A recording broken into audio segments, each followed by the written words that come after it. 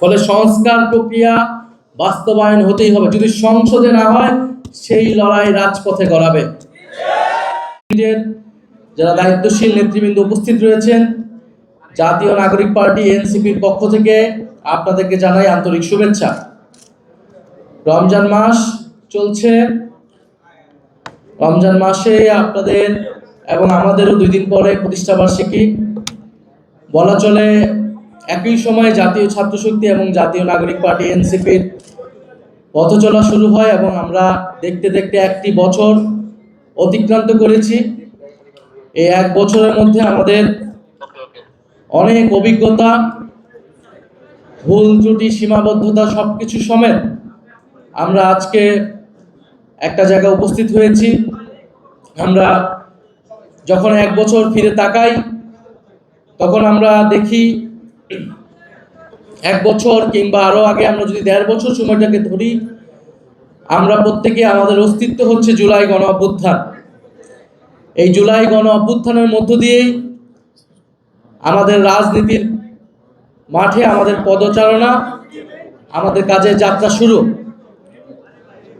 সেই জুলাই গণ অভ্যুত্থানে আপনারা যারা এখানে উপস্থিত হয়েছেন, ঢাকা বিশ্ববিদ্যালয়, জাহাঙ্গীরনগর জগন্নাথ বিশ্ববিদ্যালয় সহ ঢাকা মহানগর এবং বিভিন্ন জেলার বিভিন্ন বিভাগের আপনাদের সাহসী ভূমিকা সেই জুলাই গণ অভ্যুত্থানে আমরা জানি।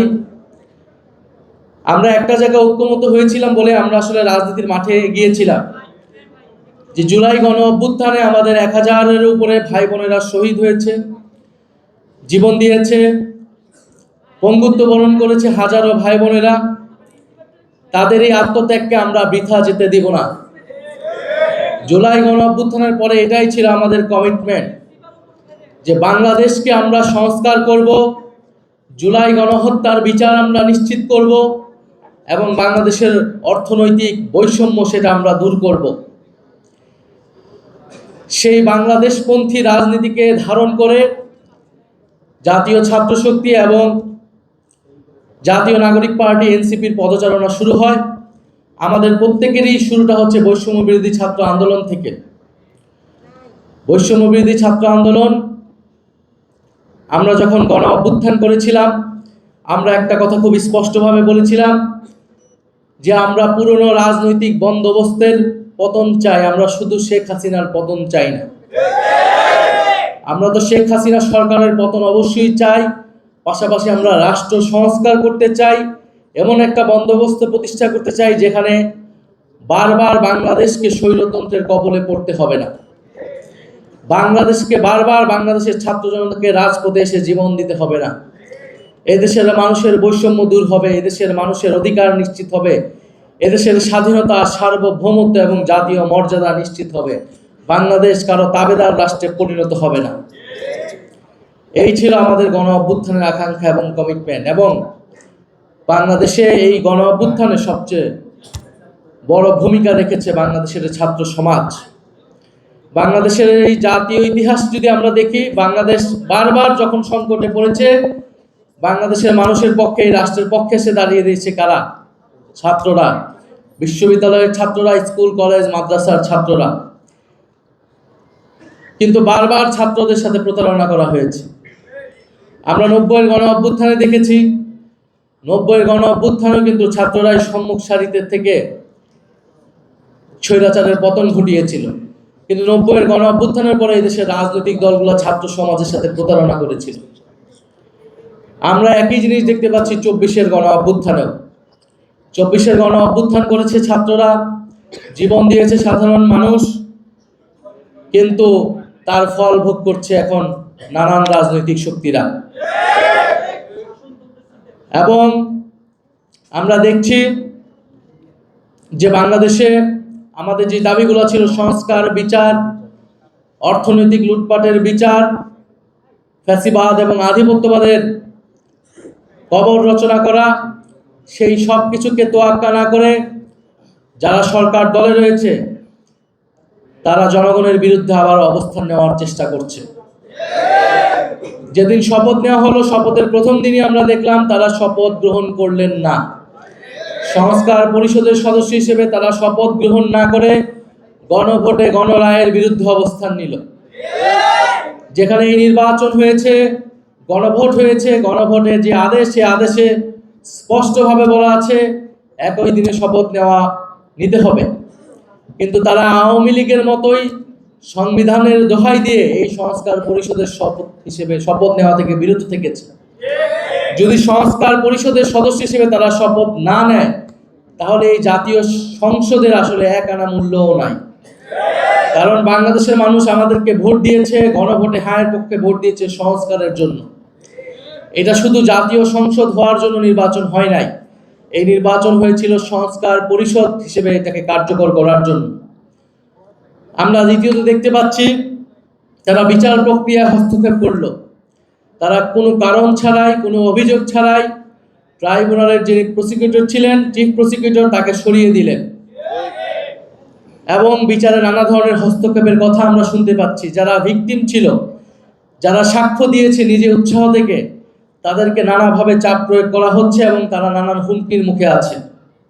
ফলে আমরা খুবই সন্দিহান যে বিচার প্রক্রিয়াও সুষ্ঠুভাবে এই সরকারের আমলে হবে কিনা, সেটা নিয়ে আমাদের মনে, জনগণের মনে সন্দেহ তৈরি হয়েছে। তৃতীয়ত আমরা দেখছি, আপনারা দেখেছেন যে বাংলাদেশ ব্যাংকের গভর্নরকে কিভাবে নির্লজ্জভাবে মব তৈরি করে অগণতান্ত্রিকভাবে বাংলাদেশ ব্যাংক থেকে সরিয়ে দিয়ে একজন ঋণখেলাপি একজন ব্যবসায়ীকে বাংলাদেশ ব্যাংকের গভর্নর হিসেবে নির্লজ্জভাবে বসানো হয়েছে। বাংলাদেশে বিগত সময়ে প্রায় 30 লাখ কোটি টাকা লুটপাট করা হয়েছে, বিদেশে পাচার করা হয়েছে।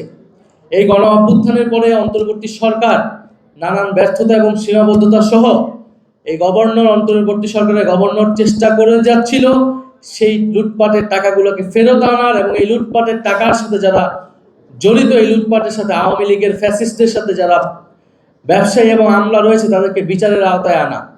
কিন্তু আমরা দেখছি সেই বিচার প্রক্রিয়াকে ভণ্ডুল করতে, ঋণ খেলাপিদেরকে আরো সুযোগ সুবিধা করে দিতে, আর্থিক লুটপাটের পথকে প্রশস্ত করতে বাংলাদেশ কেন্দ্রীয় ব্যাংককে দখলের একটা নির্লজ্জ চেষ্টা করলো সরকার দল।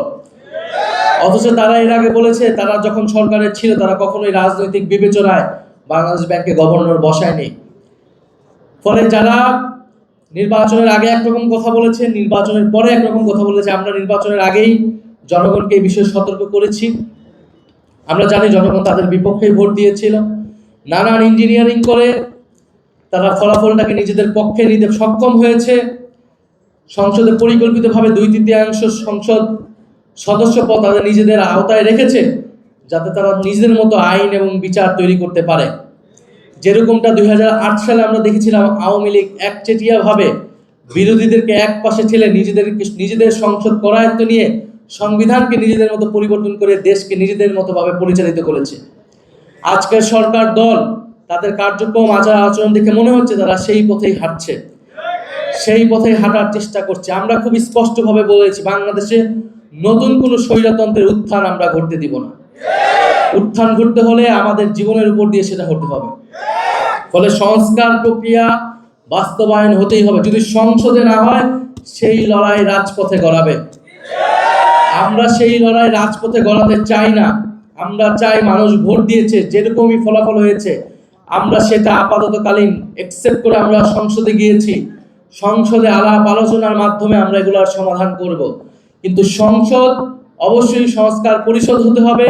যদি সংস্কার পরিষদ না হয়, সংসদে যদি কথা বলার জায়গা না থাকে, তাহলে সেই লড়াই রাজপথে গড়াবে। আমরা রাজপথের প্রস্তুতি আমরা নিচ্ছি ইনশাআল্লাহ।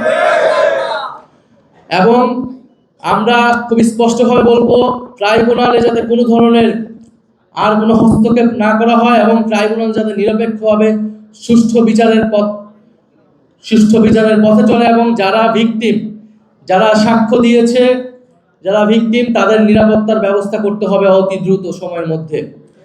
এবং আমরা দাবি জানাচ্ছি, কেন্দ্রীয় ব্যাংকের এই গভর্নরকে সরিয়ে দ্রুত সময়ের মধ্যে একজন দক্ষ এবং যোগ্য, আপনারা আপনাদের পছন্দ অনুযায়ী দেন, কিন্তু দক্ষ, যোগ্য এবং সৎ ব্যক্তিকে বাংলাদেশ ব্যাংকের গভর্নর হিসেবে বসাতে হবে।